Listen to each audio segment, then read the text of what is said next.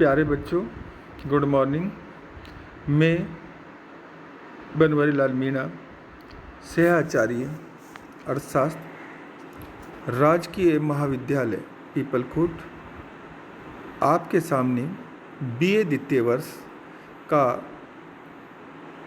Unit first paper second सांख्यिकी का जो हमारा स्टैटिक्स का पेपर है उसका एक महत्वपूर्ण टॉपिक का हम अध्ययन करना चाहेंगे। और वो महत्वपूर्ण टॉपिक है कि हम स्टैटिस्टिक्स यानी सांख्यिकी की परिभाषा को स्पष्ट करेंगे और उसकी रीतियाँ क्या क्या हैं उसका हम अध्ययन करना चाहेंगे।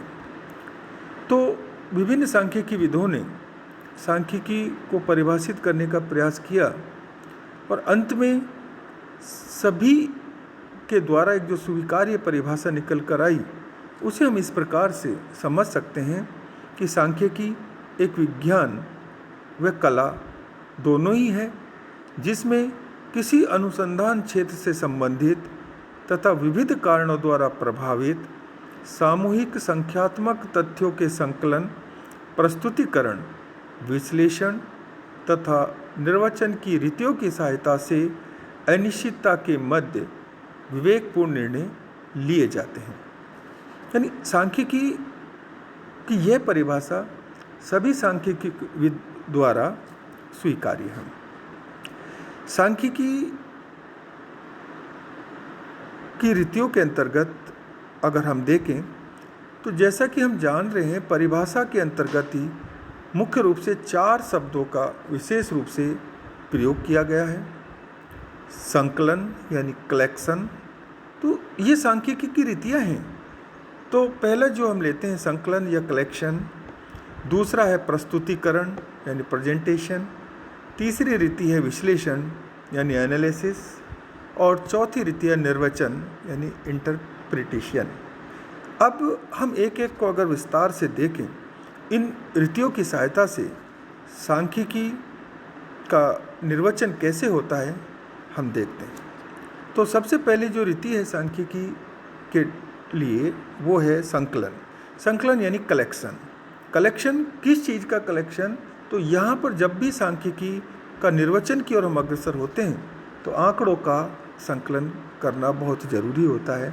और एक अलग टॉपिक के अंतर्गत हम इस चीज़ का अध्ययन कर चुके हैं कि आंकड़े 2 प्रकार के होते हैं, प्राथमिक और द्वितीयक आंकड़े।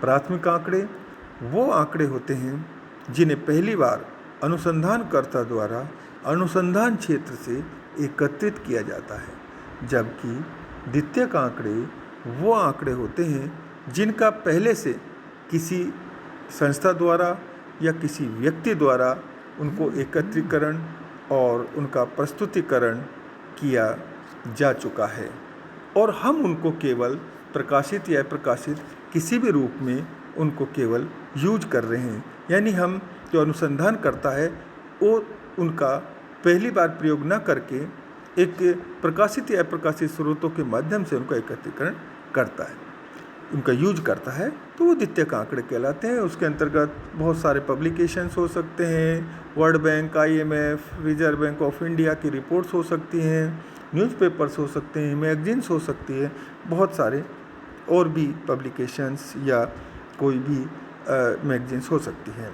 तो संकलन के अंतर्गत हम ये देख पाते हैं कि सर्वप्रथम समंकों को पूर्व निश्चित उद्देश्यों के एक निश्चित योजना अनुसार उपयुक्त रीति द्वारा आकलन करके संकलित किया जाता है। तो जो भी एक सूटेबल नीति होगी, उसकी रीति होगी, उस गण के द्वारा संकलन किया जाता है। प्राथमिक या द्वितीयक स्रोतों के आंकड़े एकत्रित करने के बाद उनका संपादन किया जाता है जिससे उनमें कोई अशुद्धि न रहे।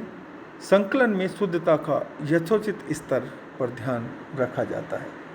तो ये महत्वपूर्ण सांख्यिकी की रीतियाँ है संकलन, जिसमें हमने देखा प्राथमिक और द्वितीयक आंकड़ों का संकलन और संपादन किस प्रकार किया जाता है। केवल संकलन करना ही सांख्यिकी में महत्वपूर्ण नहीं होता, उनका प्रस्तुतिकरण का तात्पर्य है उनका प्रेजेंटेशन भी एक अच्छी प्रकार से हो, ये भी बहुत ही जरूरी है। तो संकलित समंकों को सरल, सुव्यवस्थित तथा तुलनीय बनाने के लिए उन्हें खानों व पंक्तियों वाली टेबल्स में प्रस्तुत किया जाता है। खाना और पंक्ति का मतलब ये हुआ कि रो और कॉलम्स में उनको प्रस्तुतिकरण किया जाता है। संख्यात्मक तथ्यों को चित्रों यानी डायग्राम्स, रेखा चित्रों यानी ग्राफ्स द्वारा भी आकर्षक ढंग से प्रदर्शित किया जाता है। यानी प्रस्तुतिकरण करने के लिए हमें रो, कॉलम्स, ग्राफ्स, डायग्राम जो भी एक सूटेबल तरीके हम अपना सकते हैं, जिससे कि जो आंकड़े संकलित किए उनका ठीक प्रकार से प्रस्तुतिकरण या प्रेजेंटेशन हो, उनके लिए हम इनका यूज करते हैं। प्रस्तुतिकरण के बाद सांख्यिकी रीतियों में विश्लेषण, यानी जो आंकड़े हमने एकत्रित किए, संकलन किए, उनका प्रस्तुतिकरण किए, अब उनका विश्लेषण करना बहुत ही जरूरी होता है। विश्लेषण करने के लिए समंकों के सांख्यिकी विश्लेषण के लिए अनेक प्रक्रियाएं अपनाई जाती है, क्योंकि सांख्यिकी में विश्लेषण करने के बहुत सारे मेथड, बहुत सारे तरीके होते हैं। जैसे केंद्रीय प्रवृत्ति का मापन, हम जानते हैं केंद्रीय प्रवृत्ति के मापन के अंतर्गत बहुत सारे सांख्यिकी माध्य आते हैं, जिनमें कुछ स्थैतिक माध्य हैं, कुछ गणितीय माध्य हैं।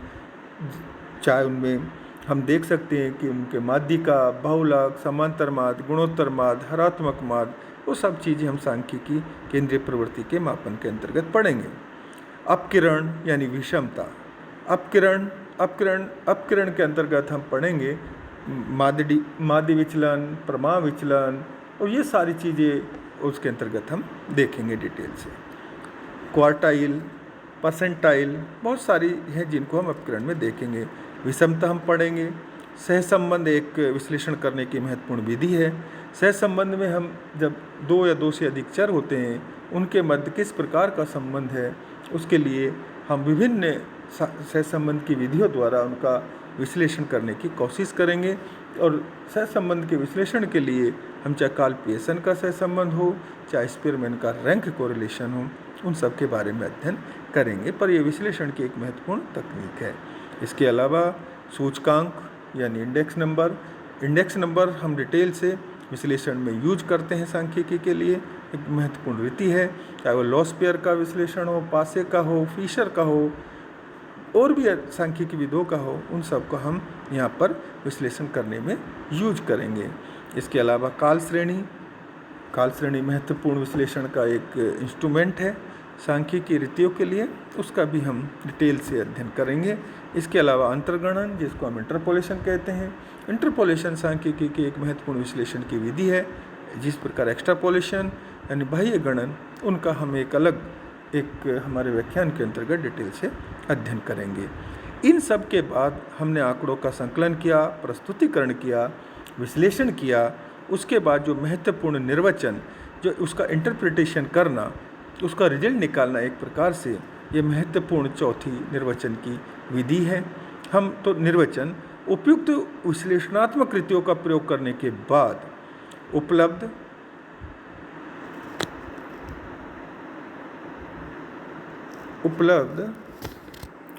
सांख्यिकी मापों के आधार पर उचित, अनुचित,